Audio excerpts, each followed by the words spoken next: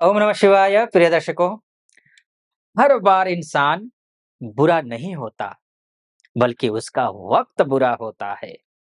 हर बार इंसान बुरा नहीं होता, उसका वक्त बुरा होता है।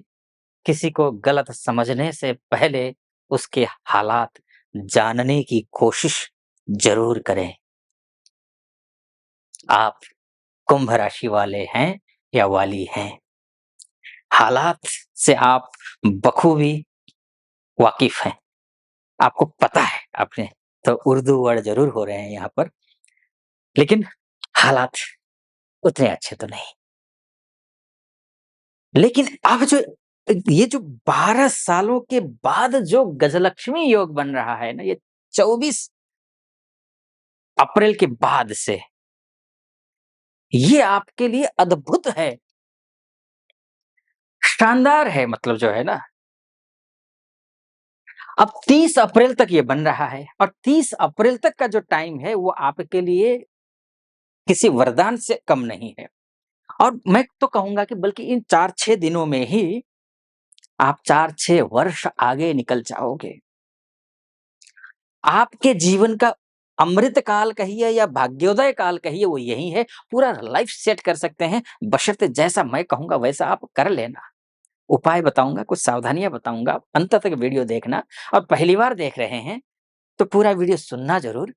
और ज्योतिषीय विश्लेषण मेरा सटीक लगे, अच्छा लगे, तो चैनल को सब्सक्राइब भी कर देना, लाइक कर देना वीडियो को, और कमेंट बॉक्स में जा कर के ओम नमः शिवाय 5 बार या 11 बार अवश्य लिख दीजिएगा। महादेव का भक्त हूँ, कृपा आप पर भी बनी रहेगी महादेव की। बस महादेव का नाम लेकर शुरू कर दीजिए। आपके लिए देखिए यहाँ पर ये जो शुक्रादित्य योग है, इसके बारे में तो वीडियो दूसरा भी बनाऊँगा मैं।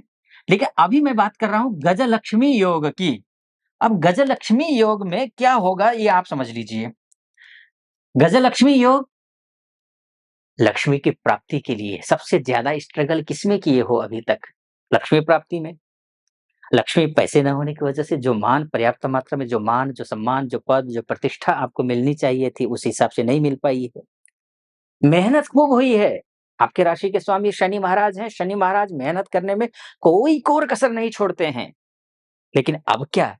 अभी तक तो रिजल्ट नहीं आया था, लेकिन अब कैसे आएगा? आप ये समझ लीजिए। आपके लाभेश अर्थात जो काम करेंगे ना, उसके माध्यम से जो लाभ होना है, उस लाभेश गजलक्ष्मी योग बना रहा है। और वहां से किसको देख रहा है? सीधे भाग्य स्थान को देख रहा है। तो होगा क्या? भाग्य में लक्ष्मी आएंगी, गजलक्ष्मी। और लक्ष्मी भी ऐसे छोटे-मोटे नहीं आने वाली हैं। ये बस काम चलाने के लिए आ गई, ऐसा नहीं। जैसा मैं उपाय बोलूँगा ना, उसको फ़ॉलो कीजिएगा।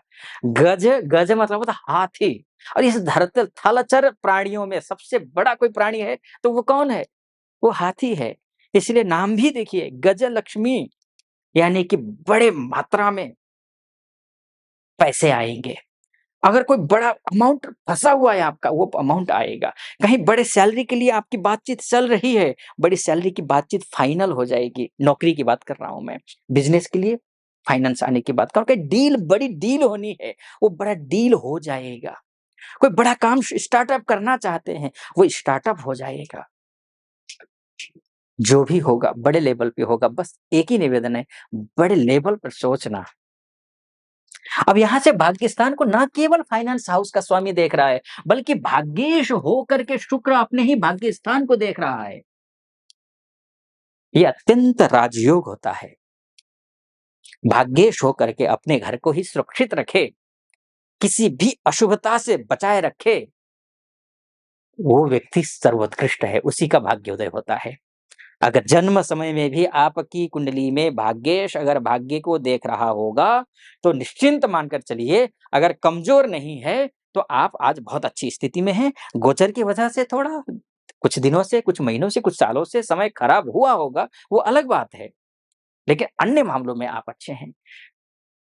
हाँ, शुक्र कमज़ोर है, गुरु कमज़ोर है, शनि कमज़ोर है आपकी कुंडली में, तो जो मैं फलादेश कर रहा हूँ, ये भी मोटा-मोटे तौर पर है। तो ये भी आप पर शत प्रतिशत सटीक बैठेगा, इसकी कोई गारंटी नहीं है। अगर थोड़ा बहुत भी ठीक-ठाक स्थिति में ग्रह हैं, तो ये मानकर चलिए आपके लिए शुभ है, जो जैसा मैं बोल रहा हूँ वैसा ही फल मिलेगा एक। दूसरी बात अब आते हैं, अगर आप जॉब के लिए मैंने आपको बताया, किसी भी प्रकार कोई भी जॉब करते हो और बिज़नेस के लिए भी बताया। अगर उसके बाद जाकर के हम बात किसकी करते हैं, देखिए, अगर पैतृक संपत्ति को लेकर के कहीं-कहीं पेच फँसा हुआ है, बात नहीं बन रही है, चाचा, ताऊ इत्यादि से जो है ना बात बिगड़ी हुई है, मामा-मामी से बात बिगड़ी है, नाना-नानी से बात बिगड़ी है किसी की, भांजे-भांजी से बात बिगड़ी है किसी की।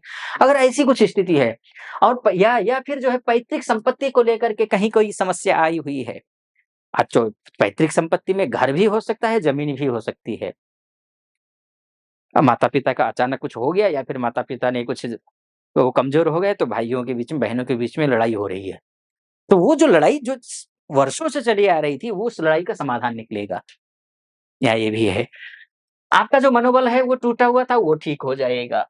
इसके साथ में घर लेने की सोच रहे हैं, घर लेने की सोच रहे हैं, गाड़ी लेने की सोच रहे हैं, कुछ भी सोच रहे हैं, प्रॉपर्टी लेने की सोच रहे हैं या बेचने की सोच रहे हैं। लेना हो तो ले लेंगे, बेचना हो तो बेच लेंगे। ये एक स्थिति अच्छी बन रही है। अभी तक जो व्यक्ति आपका सम्मान नहीं कर रहा था, वो सम्मान करना शुरू कर देगा।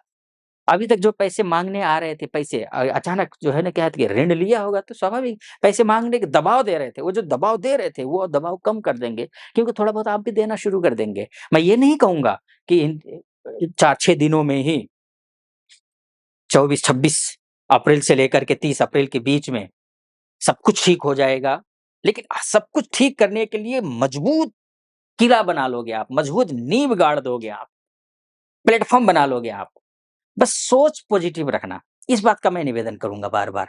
इतना करेंगे तो सब कुछ ठीक होता हुआ दिखाई दे रहा है। अब देखिए ये मोटा-मोटी तौर पर है। अगर आप डिटेल में जानना चाहते हैं, क्या आप सोचते हैं कि बहुत महीनों से, बहुत सालों से परेशान हैं, कहीं ऐसा तो नहीं कि जीवन भर परेशानी ही रहेगी, ऐसा सोच रहे हैं? तो नीचे नंबर है, उस नंबर पे कॉल कीजिए और अपनी कुंडली का विस्तार से मतलब गहराई में जाकर के डिटेल में चर्चा करना चाहते हैं, कुंडली में। तो आप हमारे प्रतिनिधि से बात कीजिए उस नंबर पे कॉल करके और उनसे बात करके मुझसे बात करने के लिए आप अपॉइंटमेंट ले लीजिए।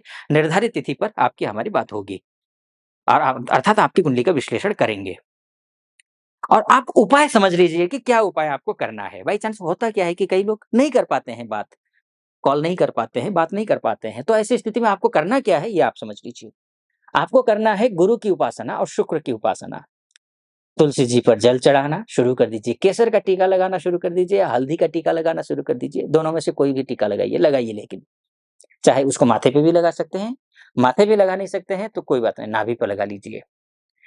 इसके साथ-साथ में ओम नमो भगवते वासुदेवाय इस मंत्र का जप करिए, प्रतिदिन करिए। तुलसी जी की माला से जप करें तो अति उत्तम, अन्यथा हल्दी की माला से भी आप कर सकते हैं। हल्दी की माला से बल्कि मत कीजिए, तुलसी जी की माला से करिए। हाँ, गुरु की उपासना जो है वो हल्दी की माला से कीजिए। वो कैसे करना है ये आप समझ लीजिए। ओम ग्रां ग्रीं ग्रौं सः गुरवे नमः इस मंत्र का जप करिए, हल्दी की माला से जप करिए, पीले आसन पर बैठ कर के। इतना कर लेते हैं, इनमें कोई एक करना है, ये मैं नहीं बोलूँगा कि सभी करिए, कोई एक, या तो जप करिए, गुरु का जप करिए या फिर ओम नमः भगवते वासुदेवाय इस मंत्र का जप करिए या फिर आप तुलसी जी पर जल चढ़ाइए। तुलसी जी पर जल और ओम नमो भगवते वासुदेवाय का कंटिन्यू करिए। गुरु का जप करते हैं तो और अच्छी बात है। तो लेकिन करिए, मेरा निवेदन ये है और शुक्र की उपासना कीजिए। फिलहाल अनुमति दीजिए, अच्छा लगा हो सब्सक्राइब कर दीजिएगा, वीडियो लाइक कर दीजिएगा और कमेंट बॉक्स में ओम नमः शिवाय 5 बार 11 बार अवश्य लिख दीजिएगा। हर हर महादेव, ओम नमः शिवाय।